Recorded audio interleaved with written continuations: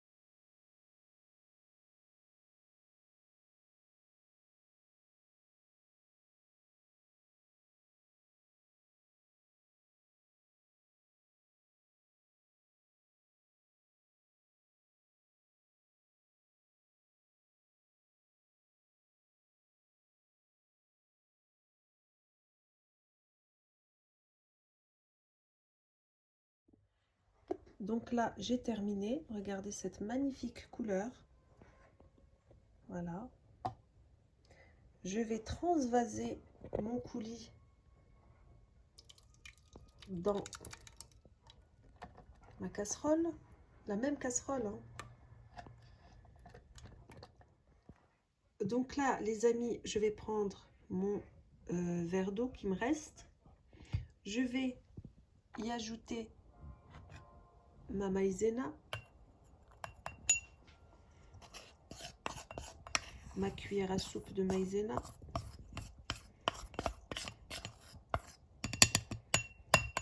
Voilà. Je vais bien mélanger. Donc on mélange bien et on va rajouter notre cuillère à soupe de crème chantilly, de poudre chantilly que je vous ai montré précédemment. Donc on met les deux ensemble, on mélange bien, pareil. Et on va faire épaissir notre coulis de fraises. Donc il ne faut pas qu'il y ait de grumeaux, hein. On regarde bien qu'il n'y ait pas de grumeaux. Et hop. Et là, je renverse mon contenu dans ma casserole. Voilà.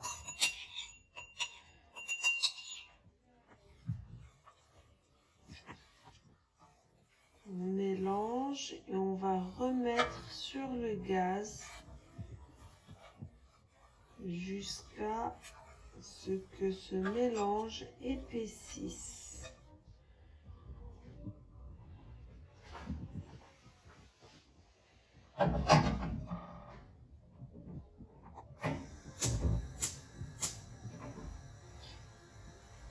Alors on laisse bien mélanger, bien chauffer.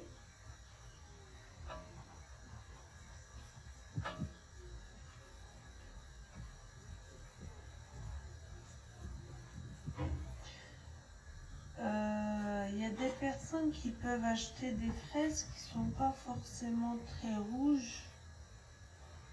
On peut rajouter un peu de colorant. C'est facultatif, hein. C'est juste pour que ce soit bien rouge. Moi, j'en ai pas eu besoin, j'en ai pas mis. Ils sont déjà super rouges.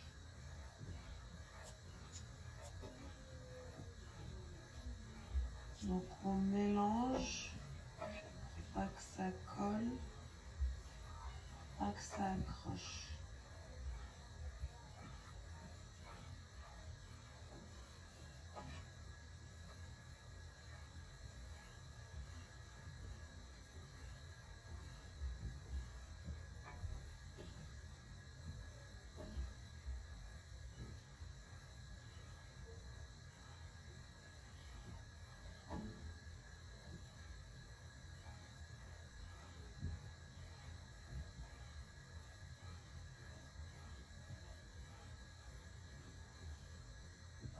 Et là, je vais rajouter ma petite pincée de sel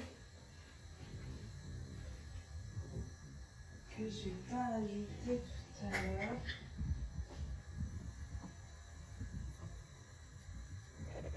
Voilà.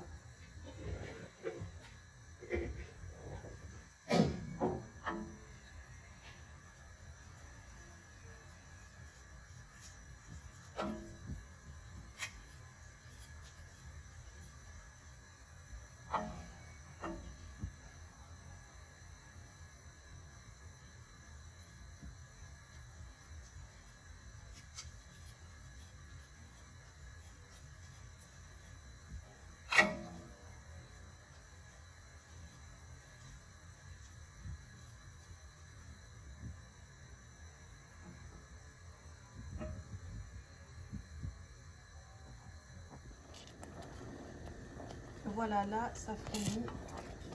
Quand on arrive à là, on voit bien que ça épaissit aussi, hein. Alors là, après, c'est facultatif. Soit vous le passez dans une passoire, soit vous le laissez comme ça si vous voulez avoir un petit peu de pulpe de fraise à l'intérieur de votre coulis. Moi, je préfère le garder comme ça fait moins industriel.